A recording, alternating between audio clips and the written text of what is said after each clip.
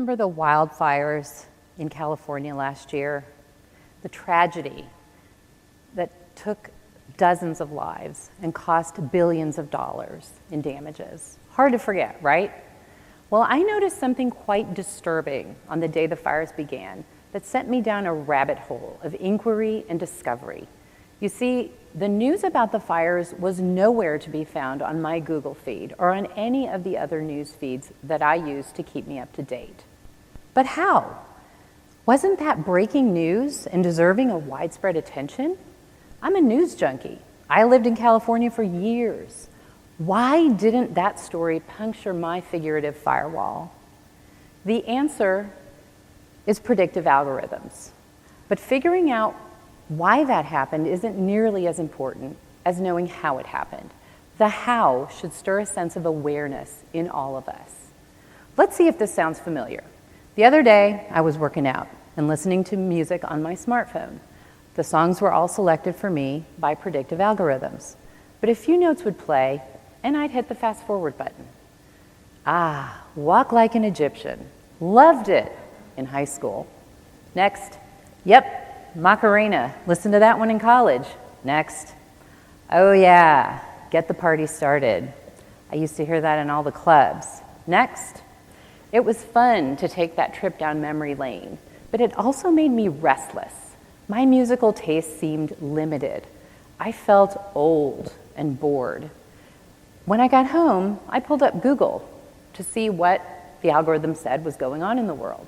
I scrolled happily through news about the royal family, advice columns, mommy shaming stories, true crime, all my guilty pleasures.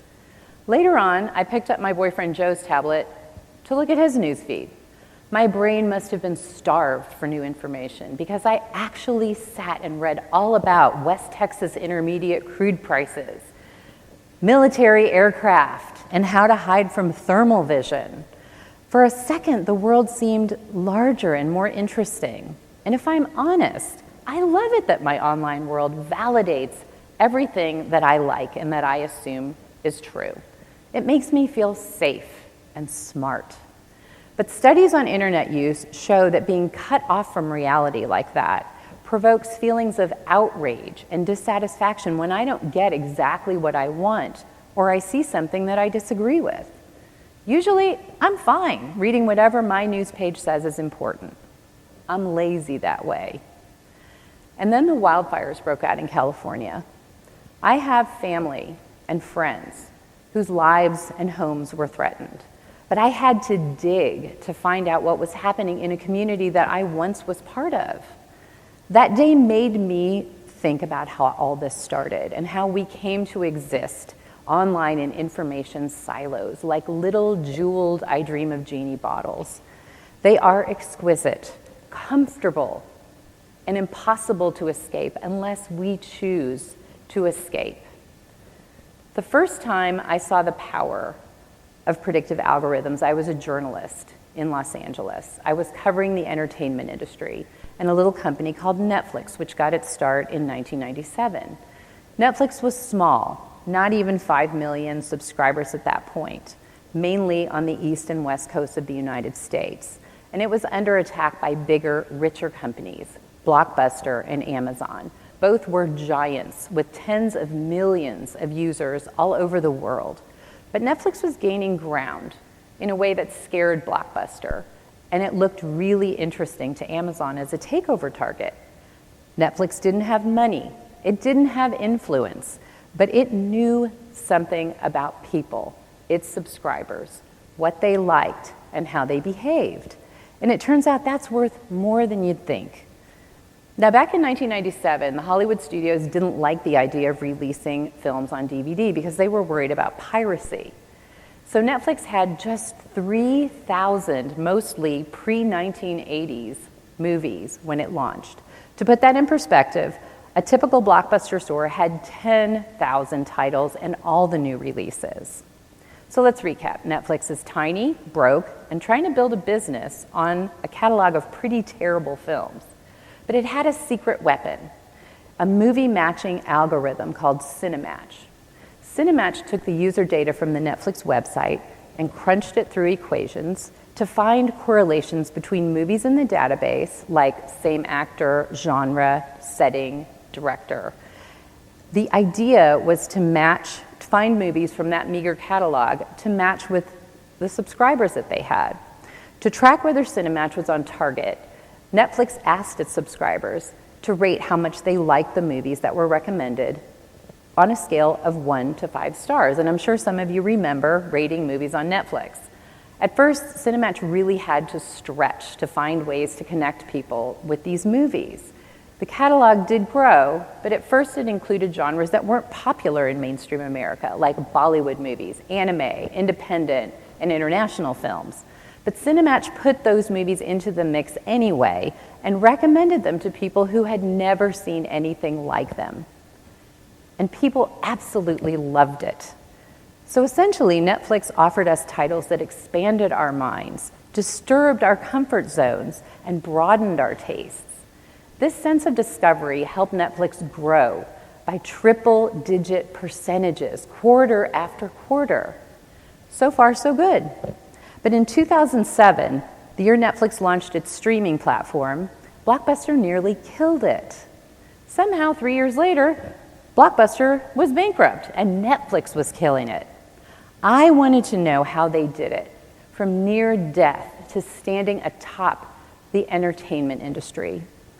I interviewed the Netflix founding team, I wrote a book, I did a film. And here's what I learned.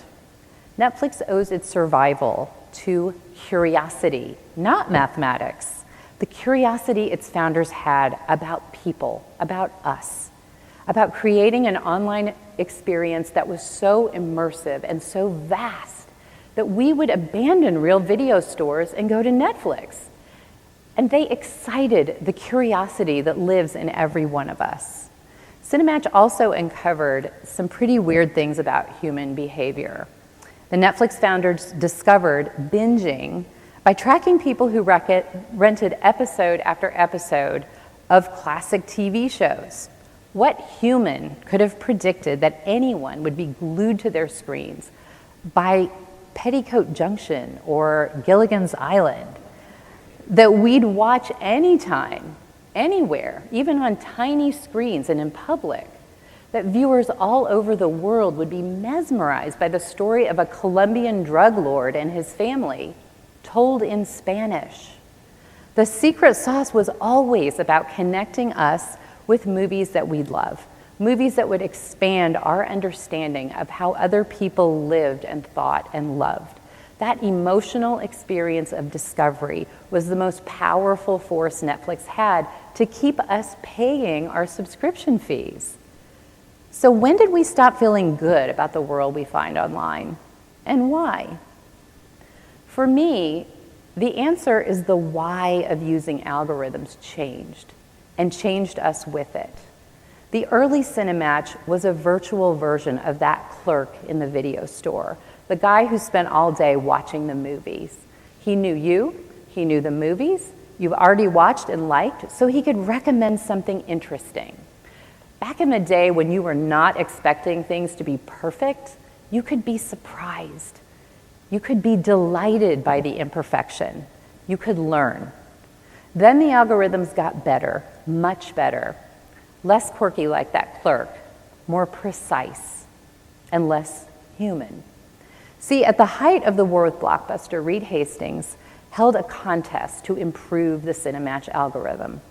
The scientists who won the prize taught the algorithms to discover and assign very subtle qualities, much more precise than director, actor, and genre. In fact, there are no actual human words to describe the qualities that determine whether you and that movie will be a match. Our brains apparently can't comprehend this algorithmic analysis of our behavior patterns. Predictive algorithms now are everywhere. They are used in hospitals to determine how many people will show up in an emergency room on a given day. Banks use them to determine which of their credit card users could default. They tell law enforcement which people coming into the country could be security risks. And the scary thing is, we don't even question these assumptions anymore. We just assume that since the algorithms know we won't like the ending, that there's really no reason to go to the trouble of watching the movie. The focus has shifted from surprising and delighting people to serving them versions of the same experience over and over. And we let that happen.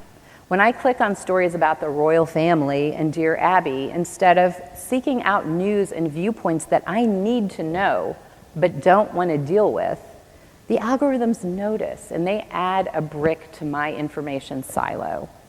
When I watch dozens of videos that support my bias toward anything, a political candidate, a musical genre, I'm helping wall myself off. In a strange way, the algorithms protect us from what they predict are negative experiences or information that seems too far out of our interest zones. The problem is to be human is to be unpredictable, curious, iconoclastic. Every one of us, no matter how narrow our lives or circle of friends, is that way. The scientists at the AT&T Shannon Laboratory, the ones who won the Netflix prize, told me an interesting story. They were closing in on winning the prize after years of fierce competition, but there was one film that kept messing up their accuracy rate. It was an independent film about a high school misfit in Indiana. That film was called Napoleon Dynamite. Now, a lot of people watch Napoleon Dynamite on Netflix. Millions of people rated it, and most passionately loved it or just hated it. The funny thing is, the AT&T guys told me, it was almost impossible for the algorithms to predict how anyone would rate it. It was just one of those unquantifiable human mysteries. So they told the algorithm to stop recommending it. Think of all those people who will never now know what a liger is. Progress, said the philosopher John Stuart Mill, comes from placing people into contact with persons dissimilar to themselves, with modes of thought and action unlike those with which they are familiar. And by that measure, we, in the age of algorithms, are stuck in a rut, marooned in our silos. Every experience we have is a lot like Napoleon Dynamite. You might love it, you might hate it. It's impossible to predict. But if we don't reach for the things that scare or challenge or mystify us, we miss out on the indescribable, the fantastic, and the truly awful. Whatever you do, find that movie, the one you're not supposed to like. Watch it until the credits roll and make up your own mind. 5 stars or 1 star. You decide. Thank you very much.